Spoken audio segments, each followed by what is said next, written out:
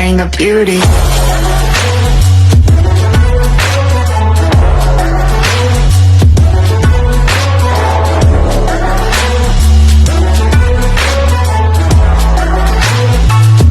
just a thing of beauty. Hello everyone and hello world. Welcome to our noontime podcast. So, kamusta naman ang weekend mo? Ito, okay na okay. You know why? Bakit? Mukhang interesting yan ah. Super interesting talaga niya, girl. Like, nagbasa ako ng 3 libro ng 2 araw. Di mo carry. Wow naman talaga. Bookworm yarn. But wait, bago mo ko chikahin sa mga binasa kong libro, i-welcome na natin ang ating special guest. Congrats po! Super excited po talaga kami na makasama kayo here sa aming noontime podcast. I think hindi na tayo magpapaligi-ligi pa. Simulan na natin ang ating noontime. Hello, Miss Kumagay. It's nice to see you again. So, how's your life, Miss Kumagay? Nabalitaan naming nanalo kayo sa isang non-fiction contest. Congrats po! Thank you so much po. Well, okay lang naman. Medyo ito tumatanda na pero kahit ganoon, I know na nasulit ko na itong buhay ko. Wow naman, sa rami niyo pong achievements, for sure ang saya niyo nan. Siguro nga patanda na rin naman. Yes, nabalitaan po namin na isa ka po sa mahusay na journalist na nakilala naming marami. Yes, ang masasabi ko lang po is you did a very well job mga Filipino journalist. Thank you so much ha. Medyo na-excite ako for today and also kinakabahan kasi hindi ko alam kung ano bang mga katanungan nyo ang aking sasagutin ngayon. Okay lang naman siya, super nakaka-enjoy pero mahirap kasi nung una kong sali talaga sa journalism. Nahirapan talaga ako like kung paano ko i-approach yung isang tao. Kung ano yung gagawin ko sa article na ganito, ganyan. Kung may ask ba akong tulong. Yes, journalism is difficult yet enjoyable naman siya. For me, tama po kayo. Kaya sa mga journalist na katulad nyo, miss na ako. Saludo po kami. So, Miss Kumagay, may mga hinanda kaming katanungan tungkol sa inyo. At syempre, at ating topic for today's podcast, tatalakayin natin kung ano nga ba at tungkol saan ang ginawa niyong short story na ginawa. At pagkatapos nating batuhin ng mga katanungan si Miss Kumagay, syempre, hindi mawawala ang mga feedback natin mula sa mga taong mahilig magbasa ng kwento. At walang iba kundi ang mga piling estudyante na ating makakasama ngayon. Yes, partner. So, Miss Kumagay, may naihanda kaming mga katanungan tungkol sa inyo at syempre, sa ating topic for today's podcast, tatalakayin natin kung ano nga ba at tungkol saan nga ba ang short story na ginawa ni Miss Kumagay.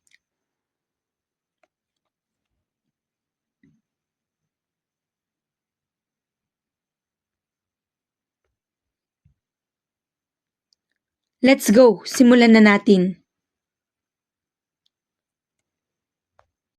Mahilig ka raw sa milk almond latte? Bakit? For me favorite ko talaga siya since nung natikman ko na siya. Hindi lang naman ako yung may favorite sa drink na yan, for sure. And also yung almond milk latte ay ang comfort drink ko talaga. If you want to try it, try nyo nang tikman. Magiging favorite nyo rin siya. Actually, favorite din niya ng pamangkin ko. Sabi pa nga niya sa akin is, Tita, try it. Super sarap. And it's refreshing talaga pag taginit. So, kaya tinry ko. Masarap nga talaga siya lalo na yung milk pag marami, super sarap. Parang mapapatry rin ako ng milk latte na yan. Matry nga mamaya pag... Next question. I think you wrote so many stories, Miss Kumagay. But let me ask this question. Bakit mo nga ba sinulat ang Shimininawa? Wow! Akala ko po kasi based on your personal experience yun. Kaya po nagkamot sa inyo na gumawa ng kwento. Pero super galing po talaga kasi may tradisyon na ganun sa Japan. Well, may ganun din naman po sa Pilipinas, yung iba pa nga binibitin sa sako. Yung iba naman, pinapaluhon sa bilao ng asin. So, super random lang yan noong isulat ko, no? Yung, may story talaga siya as in like, yung one day, lumabas ako para bumili sa grocery store. So, may nadaanan akong bahay sa tabi ng kalsada. Medyo traffic that time. Then, nakita kong may isang lalaki na kumukuha ng tali. Tali ba yun? Bored ako noon kasi super bagal talaga ng takbo ng mga sasakyan. Kaya, tinignan ko na lang yung lalaki. Pagkakuha niya noong tali, nagulat talaga kasi paglabas niya ng bahay may hawak-hawak na siyang bata, and alam niyo yung ginagawa niya tulad rin dun sa kwento ko na iginapos niya yung bata. Then yung reaction ko talaga is like na-shock talaga ako kasi bakit iginapos ano yung kasalanan, yung parang ganun. Kaya pag uwi ko sa bahay may biglang naisip ako, sabi ko what if gumawa ako ng kwento. Ilang oras din ako nag-isip that time kung ano ba title. Then naalala ko yung nangyari doon sa bata. So, totoo lang, tradisyon na talaga sa Japan yung ganun. If may ginawang mali yung bata, iginagapos talaga nila para magtanda. And that's all. Tama ka dyan. One time na try ko na yun. Dun sa lola ko sa province. Super sakit talaga as in habang nagtatagal. Feel ko mas masakit talaga yung sa asin. Third question. Tungkol nga ba saan ang short story ng Shimenawa? As you've said earlier, tungkol nga po ito sa punishment na tradisyon sa Japan upang magtanda. Yes, shime means hold embrace, and nawa means rope. It is believed that the twist rope keeps the impurity away from the kami's place and mark the boundary between the sacred sage and the outside world. But sa kwento ko, yes, tungkol ito sa tradition na sa Japan na punishment sa isang bata na yung, magtanda nga, and also way ito ng pagdidisiplina sa batang may nagawang mali. Super ikli lang talaga ng story niya, pero behind the story po talaga is may meaningful meaning. Thank you. Thank you po. Last question. Sino nga ba si Naoko Kumagai? So, yung last question nyo is, sino nga ba si Naoko Kumagai? So, Naoko Kumagai is just a simple person who loves almond milk latte, journalism, writing, and everything na gusto ko. Ganoon lang yan kasimple. Dati, simple lang yung pangarap ko, pero habang tumatagal nalaman ko pa kung ano nga bang mga hilig ko pa, kung para saan ba ako, kung saan ba ako magaling. Yes, super correct kayo dyan. For sure, marami din po ang nakarelate sa inyo, sa lahat ng aming mga tagapakinig. And also, kahit nagaano kahirap ng buhay, basta ikaw ay nangangarap, matutupad dyan sa sipag at tiyaga. Kaya kung sino man ang mga writer na nakikinig ngayon, keep it up. I know all you can do it. Just trust yourself.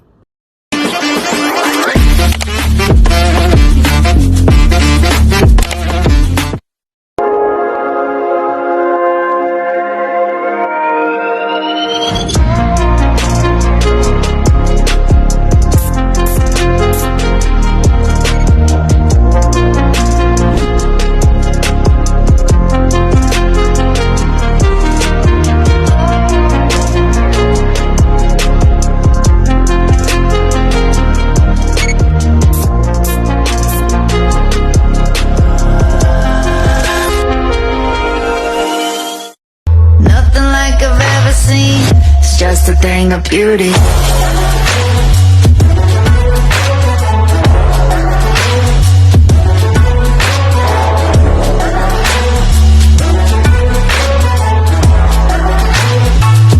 just a thing of beauty.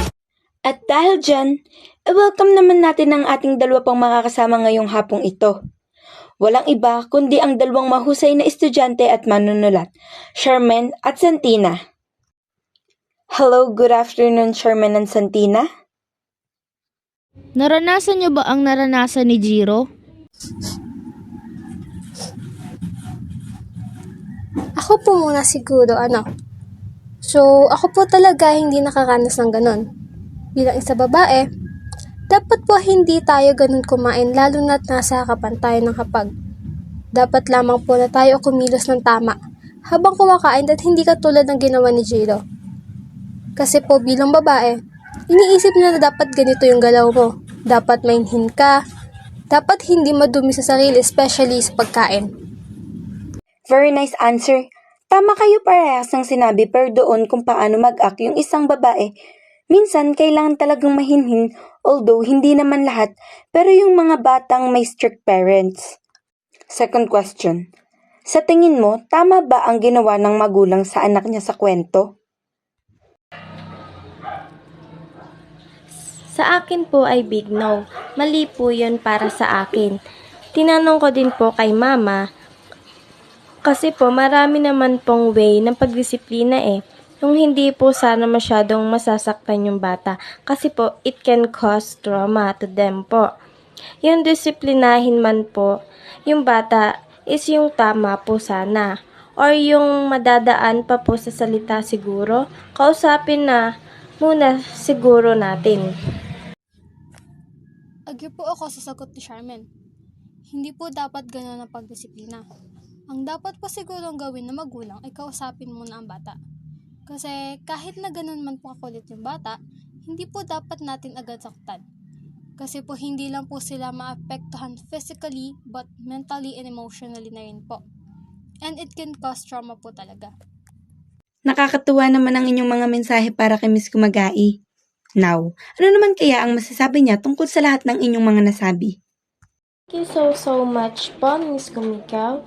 Kasi kung hindi po dahil sa kwento nyo, yung mindset po ng ibang kabataan ngayon ay hindi na bago. Super thank you po sa paggawa nyo ng short story, Shuminawa. Super marami pong nakarelate sa mga kaklase ko noong nabasa po nila. Marami po silang realization. And also, ako po. Thank you po so much po. And good luck po sa journey nyo. Thank you. Thank you po.